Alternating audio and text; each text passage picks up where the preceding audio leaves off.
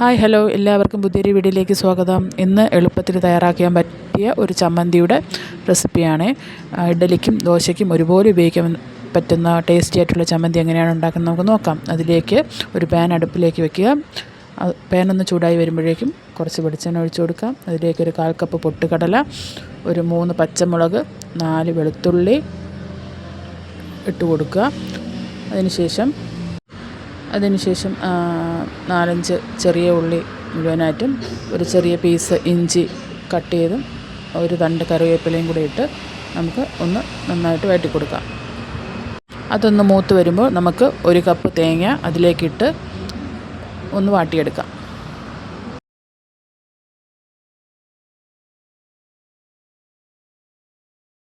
തേങ്ങ ഇട്ട് കൊടുത്ത ശേഷം വളരെ കുറച്ച് ഒരു ചെറിയ പീസ് പുളിയും 1/2 ടീസ്പൂൺ ഉപ്പും കൂടി ഇട്ട് നമുക്ക് നന്നായിട്ടൊന്ന് മൂപ്പിച്ചെടുക്കാം.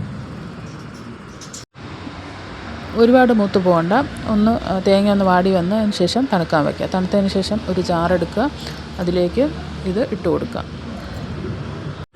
ജാറിലേക്ക് ഇത് ഇട്ട് കൊടുത്ത ശേഷം 2-3 പുതിന ഇല, ഒരു പിടി മല്ലിയില ഇവയും കൂടെ ചേർത്ത് വെള്ളം ഒഴിച്ച് നന്നായിട്ട് അരച്ചെടുക്കുക.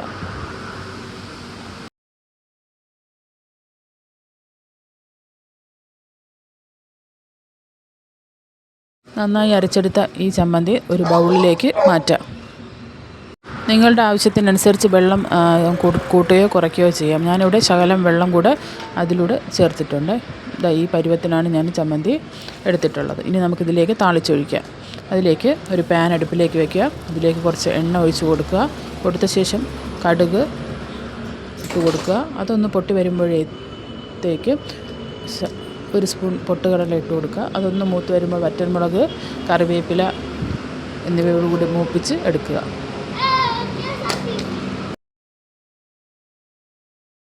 ഈ വറവ് നമുക്ക് ചമ്മന്തിയിലേക്ക് ഒഴിച്ച് നന്നായിട്ട് മിക്സ് ചെയ്ത് കൊടുക്കാം. ഈ ടൈമിൽ ഉപ്പിന് കുറവാണെന്നുണ്ടെങ്കിൽ ഉപ്പ് കൂടെ ഇട്ട് മിക്സ് ചെയ്യാമേ. നല്ല ടേസ്റ്റി ആയിട്ടുള്ള പൊട്ടുകടല ഉപയോഗിച്ചുള്ള ചമ്മന്തി റെഡിയാണ്. ഇത് നിങ്ങളുണ്ടാക്കി നോക്കി ട്രൈ ചെയ്തിട്ട് കമൻറ്റ് ബോക്സിൽ കമൻറ്റായി രേഖപ്പെടുത്തണേ. എൻ്റെ ചാനൽ കാണുന്ന പുതിയ കൂട്ടുകാരുണ്ടെങ്കിൽ സബ്സ്ക്രൈബ് ചെയ്ത് ലൈക്കും കമൻറ്റും ഷെയറും ചെയ്ത് സപ്പോർട്ട് ചെയ്യണേ. മറ്റൊരു വീഡിയോയുമായി കാണുന്നവരെ ടാറ്റാ ബൈ ബൈ.